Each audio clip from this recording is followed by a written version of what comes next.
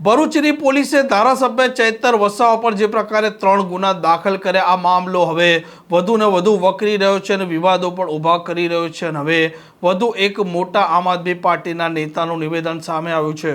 વૈષ્ણવજન તો તેને કહીએ જે પીડ પરાઈ જાનાને રે। નમસ્કાર, આપ જોઈ રહ્યા છો નવજીવન ન્યૂઝ અને હું છું આપણી સાથે તોફિક ગાંચી। ભરૂચમાં ધારાસભ્ય ચૈતર વસાવા છે, તેમના વિરુદ્ધમાં આ પોલીસે 3 ગુના દાખલ કર્યા અને તેણે ખળભળાટ મચાવ્યો છે, કેમ કે ધારાસભ્ય ચૈતર વસાવા અત્યારે શરતી જામીન પર મુક્ત છે અને તેમના વિરુદ્ધમાં પોલીસના ચોપડે અનેક પ્રકારના ગુના નોંધાયા છે અને આવી સ્થિતિમાં એક સાથે 3 ગુના આવનારા દિવસોમાં તેમના માટે મુશ્કેલીઓ ઊભી કરે તો પણ નવાઈ નહીં અને તેનું કારણ હતું ઝઘડિયા। તે ગયા હતા આ ખાનગી કંપનીમાં, તે કેમ કે આ ઝઘડિયાની ખાનગી કંપનીમાં આગ લાગી હતી, તેમાં એક આદિવાસી યુવક છે તે મોતને ભેટે છે અને તેમના પરિવારજનો છે તે ન્યાયની માંગણી કરી રહ્યા હતા, વળતરની માંગણી કરી રહ્યા હતા અને તેમને વહારે પહોંચ્યા હતા ધારાસભ્ય ચૈતર વસાવા અને તે સમયે આ પોલીસે તેમના સાથે પણ ચૈતર વસાવાને ઘર્ષણ થાય છે, આ કંપનીમાં તે ગેટ કૂદી અંદર પ્રવેશ કરે છે અને તે જ દરમિયાન આ મૃતકના પરિવારજન સાથે ચૈતર વસાવાને બોલાચાલી થતાં ચૈતર વસાવાએ લાફો માર્યો હતો અને ત્યારબાદ તેમના વિરુદ્ધમાં 3 ગુના દાખલ થાય છે અને આ મામલે હવે આમ આદમી પાર્ટીના નેતા પિયુષ પટેલનું નિવેદન સામે આવ્યું છે। ઝઘડિયા જીઆઈડીસીમાં આવેલ મેટ્રોપોલિટન કંપનીના માટે જે ઘટના ઘટી એ ખૂબ દુઃખદ ઘટના છે। 23 તારીખે જે 16 જેટલા કામદારોને જે રીતે ગંભીર રીતે જે દજાયા છે અને કંપનીમાં જે બ્લાસ્ટ થયો એ પછી 3 લોકોના આજે મૃત્યુ થયા છે। અગાઉ 2 લોકોના અને આજે ત્રીજા એક વ્યક્તિનું પણ આજે મૃત્યુ થયું છે। ત્યારે આ વિડીયોના માધ્યમથી હું એમને શ્રદ્ધાંજલિ અર્પણ કરું છું। પરંતુ વાત એ છે કે કોઈ પરિવારની અંદર આટલી મોટી ઘટના ઘટે ને કંપનીના વિરુદ્ધની અંદર પોલીસ દ્વારા તાત્કાલિકના ધોરણે કોઈ એક્શન ન લેવાય, ઉપરથી પોલીસ જ્યારે કંપનીને બચાવવાનો પ્રયત્ન કરતી હોય એવું દેખાતું હોય, ત્યારે આ ભરૂચ જિલ્લા માટે એક ખૂબ ગંભીર બાબત છે।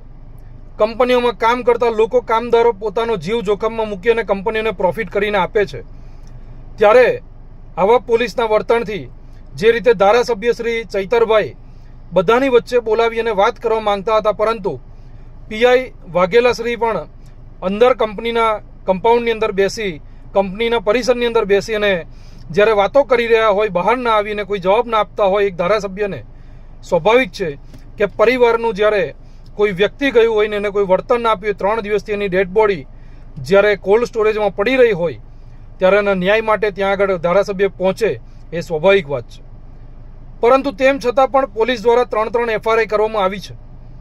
આ એફઆરઆઈઓથી અમે ડરવાવાળા નથી। આ એફઆરઆઈઓ કદાચ એવું સમજી લઈશું કે કોઈકના ન્યાય માટે અમે લડતા લડતા અમારી ઉપર એફઆરઆઈ થઈ છે। અમારી ઉપર કોઈ દારૂ જુગાડ કે લૂંટફાટના કે રેપના કેસોની એફઆરઆઈઓ નથી। આ અમારા માટે પણ ગર્વની વાત છે કે અમે કોઈના ન્યાય માટે જ્યારે લડીએ છીએ ત્યારે ભાજપ અને પોલીસે ભેગા મળી અને કાવતરા કરીને અમારા ઉપર એફઆરઆઈઓ કરવી પડે છે। ત્યારે મારી પાસે 25 તારીખના રાતના જે મેનેજિંગ ડાયરેક્ટર સાથે જે વાતચીત થઈ છે એના ઓડિયો પણ છે, એનો વિડીયો પણ છે અને ત્યાં સ્પોટ ઉપર જ્યારે હું સુરત ખાતે જ્યારે હોસ્પિટલ ગયો, યુનિવર્સલ હોસ્પિટલમાં, ત્યાંની આ તમામ ઘટનાઓ પણ મારી પાસે છે।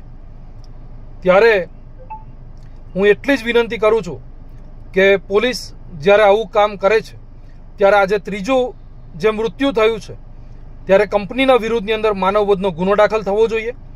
કંપનીના વિરુદ્ધની અંદર જે કંઈ પણ ચોક્કસપણે તપાસ કરવાની છે, એમાં કેટલા લાયસન્સ એ લોકો પાસે હતા, કેટલી પ્રોડક્ટો બનતી હતી, કઈ પ્રોડક્ટો બનતી હતી ને કઈ પ્રોડક્ટના એ લોકો પાસે લાયસન્સ હતા, આ બધી જ વસ્તુ ચેક કરવી જરૂરી છે। હું આ વિડીયોના માધ્યમથી કહેવા માંગુ છું, લેખિતની અંદર એક અમે લોકોએ અરજી પણ તૈયાર કરી છે। 22 તારીખથી લઈ અને 28 તારીખ સુધીના રાતના 9 વાગ્યા સુધીના કંપનીના તમામ સીસીટીવી ફૂટેજ ઝઘડિયા પોલીસ સાચવી રાખે, ભરૂચ જિલ્લા પોલીસ એને સાચવી રાખે એવી વિનંતી છે। ભરૂચ ઝઘડિયા જે જીઆઈડીસી પોલીસ સ્ટેશન આવેલું છે એ પોલીસ સ્ટેશનના જે 26-27 તારીખના સવારે 9 વાગ્યાથી લઈ અને રાત્રે 9 વાગ્યા સુધીના તમામ સીસીટીવી ફૂટેજ પણ સાચવી રાખવામાં આવે એવી પણ આ વિડીયોના માધ્યમથી અમારી વિનંતી છે અને એક અરજી પણ અમે ત્યાં આગળ મોકલીએ છીએ। ત્યારે આ સીસીટીવી સાચવી રાખવા પાછળનું કારણ એ ફક્ત અને ફક્ત અમારો બચાવ નથી, પરંતુ એ જાણવું છે કે દુનિયાને પણ ખબર પડે, ભરૂચના લોકોને પણ ખબર પડે કે કેટલાક રાજકીય નેતાઓનો હાથ આની અંદર છે કે કેટલાકનો નથી, ત્યાં આગળ પોલીસે શું ભૂમિકા ભજવી છે, આ બધી જ વસ્તુ ખબર પડે એટલા માટે આ સીસીટીવી સાચવી રાખવાની અમે લોકો અરજી આજે કરી રહ્યા છે. ત્યારે અમે આશા રાખીએ છીએ, અમને જે ન્યાયતંત્ર છે એની ઉપર તો પૂરેપૂરો ભરોસો છે, આજે નહીં તો કાલે અમને ન્યાય તો મળશે. પરંતુ જ્યારે અમે જનતાના ન્યાય માટે જ્યારે લડત લડતા હોય ને આવી ખોટી એફઆરઆઈઓ કરવામાં આવતી હોય, કાવતરાઓ કરવામાં આવતા હોય, એ ખરેખરની અંદર ભરૂચની જનતા માટે અને ભરૂચ જીઆઈડીસીમાં કામ કરતા જેટલા પણ કામદારો છે એ લોકો માટે ખૂબ દુઃખની બાબત છે. આજે અમારા ઉપર એફઆરઆઈઓ એટલા માટે કરવામાં આવે છે કે અમે જ્યારે આવા પરિવારોને ન્યાય આપવા માટે જ્યારે કંપનીઓ સાથે લડીએ છીએ ત્યારે એ લડતો અમારી બંધ થઈ જાય, કંપનીની અંદર કામ કરતો વ્યક્તિ, કામદારને ન્યાય મળતો બંધ થઈ જાય એટલા માટેના કાવતરા કરી રહ્યા છે. ત્યારે અમે આશા રાખીએ છીએ કે આગામી દિવસોની અંદર આની અંદર પોલીસ એકદમ નિષ્પક્ષ તપાસ કરી અને કંપનીના મેનેજિંગ ડાયરેક્ટર, કંપનીના જે કોઈ પણ યુનિટ હેડ હોય, આ તમામ લોકોના વિરુદ્ધની અંદર કાયદેસરના પગલાં ભરી માનવ વધનો ગુનો દાખલ કરવામાં આવે એવી અમારી ચોક્કસ માંગણી છે. આમ પિયુષ પટેલનું કહેવું છે કે કંપનીને બચાવવા માટે જ પોલીસે તેમણે 3 ગુના ચૈતર વસાવા પર દાખલ કર્યા છે અને આ મામલો દબાવવાનો પણ પ્રયાસ થઈ રહ્યો છે તેવો પણ તેમણે આરોપ લગાવ્યો છે. આ પ્રકારના સમાચાર માટે નવજીવન ન્યૂઝ ડે ચેનલ સાથે જોડાયેલા રહો. નમસ્કાર.